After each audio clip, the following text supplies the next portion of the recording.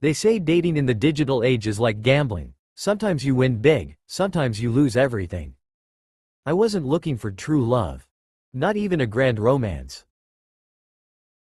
I just wanted to meet someone interesting, maybe have a nice evening and a glass of wine. What I got instead was the most confusing, awkward, and mildly terrifying night of my life. It started, as these stories always do, with a swipe. Her name was Luna. Yep. Luna. Already mysterious. Her profile picture had her holding a giant crystal in front of her face. Another showed her barefoot in a forest. Her bio read, Moonchild. Empath. INFJ. I'd trust vibes over words. If you're a Gemini, keep scrolling. I'm not a Gemini. I'm not into crystals either. But something about the way she wrote it made me laugh. Like she didn't take herself too seriously. Or so I thought. We matched on a Tuesday. Started chatting that same night. She replied with long messages, full of poetic metaphors and oddly specific questions like, what was your childhood smell? Or, if your heart had a color, what would it be? Honestly, it was kind of refreshing. I'm used to one-word replies and emojis. Luna was different. Or maybe just dramatic. By Friday, we'd agreed to meet. A little wine bar downtown she picked. 7 p.m. sharp.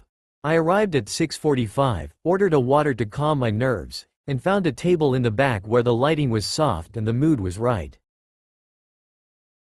I wanted to be chill. Confident. Presentable. I was all those things, until she arrived. It was like the air changed when she walked in. She wore a long black coat that looked like it belonged to a Victorian ghost. Her hair was in two tight braids, and she wore no makeup except for black lipstick. She didn't smile when she saw me. She just approached, sat down, and said, "You're early." I said something dumb like, "Yeah, I like to be on time." She didn't respond. Instead, she waved the waiter over and ordered 2 glasses of red. "He'll have one too," she said. Like I was just a vessel. The first 10 minutes were weird. She didn't ask me anything about myself. She just started talking about dreams she'd had recently, where she was a deer being chased by a snake. I tried to engage. I asked if she liked wine. She said she didn't trust anything that dulls intuition. Then came the first moment I truly questioned my life choices. She asked me to close my eyes. I thought maybe she wanted to start a meditation or a joke or something playful. But she looked dead serious. "Close them," she repeated. I did. Because at this point, I was too stunned to argue. I heard a faint shuffle. The clink of glass. Then silence. "You can open them," she said. On the table in front of me was a single tarot card, face down. She leaned in and whispered, "Pick it up. Don't look. Just feel." I hesitated. My fingers hovered over it like it might burn. But again, curiosity, or stupidity, won. The card felt cold. Heavy. Like it carried expectations. She didn't explain. She just stared at me while I held it, like she was watching a ritual.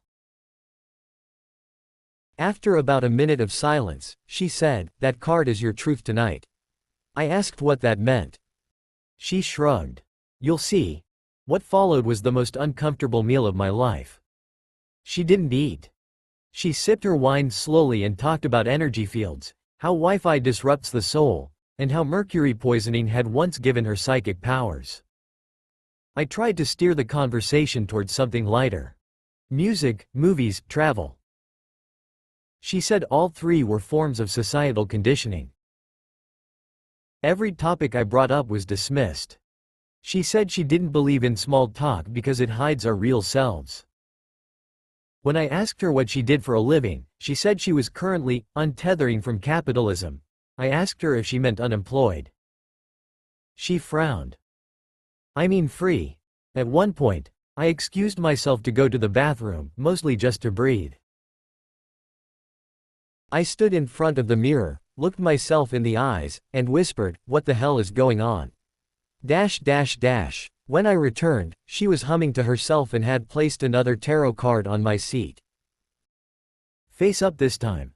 The Tower." I didn't know what it meant, but it didn't look good. She stared at me as I sat down, and said, "You're going to experience a collapse tonight. But don't worry. It's necessary." I wanted to leave. But I also didn't want to be rude, or cursed. Then things got worse. She pulled out a small vial from her coat pocket. It looked like oil or some kind of perfume. "This is to open your third eye," she said. Before I could respond, she dabbed a tiny drop on my forehead. It smelled like burned oranges and sadness. That was it. I stood up and said, "I think I'm gonna head out." She didn't stop me. Didn't even look surprised. Just nodded and said, "Not everyone is ready for the truth." I left without finishing my wine. As I stepped into the cold night, I checked my phone. She had already unmatched me. For the next few days, I kept thinking about that card. The tower. I looked it up. It symbolizes upheaval, chaos, destruction of false truths. Fitting. I also kept wondering if the oil would give me a rash. It didn't. Just made my pillow smell weird. I didn't go on another Tinder date for a long time after that. I needed to detox, from Luna, from tarot, from the idea that a stranger could look into your soul over cheap wine and unsolicited mysticism. But in a way, she was right. Something did collapse that night. My patience. My hope. My comfort zone. And maybe that's not such a bad thing. Still, whenever someone asks me what my worst date was, I don't even need to think. I just say one word. Luna. And that's always enough.